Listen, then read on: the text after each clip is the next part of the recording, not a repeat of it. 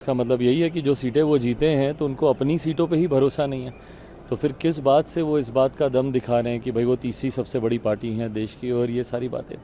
देखिए, हकीकत है, अगर आप किसी भी संस्था पे विश्वास ही नहीं रखिएगा, ना आपको कोई जांच एजेंसी पे विश्वास है, ना आपको कोई संवैधानिक जो ऑर्गेनाइजेशंस हैं उनमें आपको विश्वास है, ईवीएम पे आपको विश्वास नहीं, चुनाव आयोग पर आपको विश्वास नहीं, तो आप किस अराजकता में आप देश को लेकर जाना चाहते हैं? क्या आपको उस बात पे विश्वास है जिस दौर में और उत्तर प्रदेश ने और बिहार ने, कई राज्यों ने वो घटनाएं भी देखी हैं, बूथ कैप्चरिंग जिस तरीके से होती थी, बैलेट बॉक्सेस उठा के ले जाए जाते थे।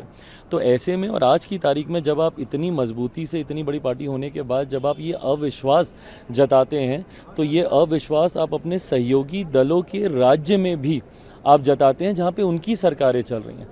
वेस्ट बंगाल में जिनकी सरकार चल रही है, तेलंगाना में जिनकी सरकार चल रही है, कर्नाटका में जिनकी सरकार चल रही है, वो सब इन्हीं के घटक दल हैं। तो ऐसे में ये अविश्वास आप उनके प्रति भी दिखाते हैं और ये अविश्वास जनता में से भ्रम की स्थिति पैदा करता है और अराजक परिस्थितियों को उत्पन्न करता है। ऐसे बयानों से, जब आप इतने बड़े पद पर हैं, ऐसे बयानों से बचना चाहिए। इसका मतलब यही है कि जो सीटें वो जीते हैं तो उनको अपनी सीटों पर ही भरोसा नहीं है।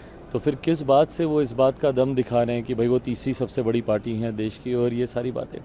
देखिए, हकीकत है, अगर आप किसी भी संस्था पे विश्वास ही नहीं रखिएगा, ना आपको कोई जांच एजेंसी पे विश्वास है, ना आपको कोई संवैधानिक जो ऑर्गेनाइजेशंस हैं उनमें आपको विश्वास है, ईवीएम पे आपको विश्वास नहीं, चुनाव आयोग पर आपको विश्वास नहीं, तो आप किस अराजकता में आप देश को लेकर जाना चाहते हैं?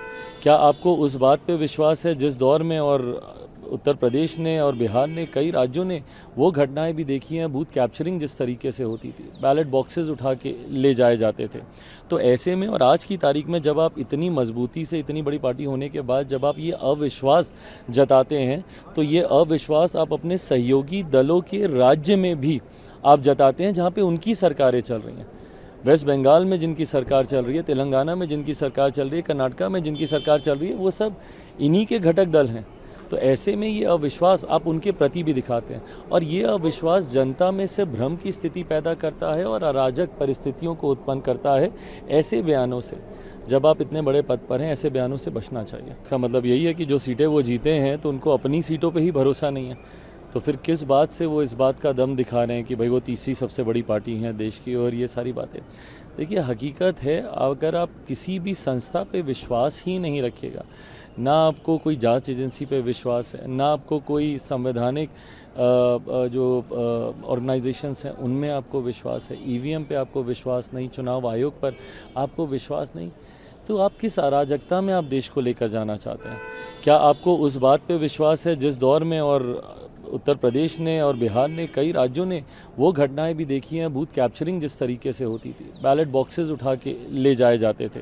तो ऐसे में और आज की तारीख में जब आप इतनी मजबूती से, इतनी बड़ी पार्टी होने के बाद जब आप ये अविश्वास जताते हैं, तो ये अविश्वास आप अपने सहयोगी दलों के राज्य में भी आप जताते हैं जहाँ पे उनकी सरकारें चल रही हैं।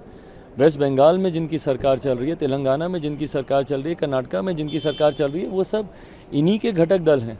तो ऐसे में ये अविश्वास आप उनके प्रति भी दिखाते हैं और ये अविश्वास जनता में से भ्रम की स्थिति पैदा करता है और अराजक परिस्थितियों को उत्पन्न करता है। ऐसे बयानों से, जब आप इतने बड़े पद पर हैं, ऐसे बयानों से बचना चाहिए।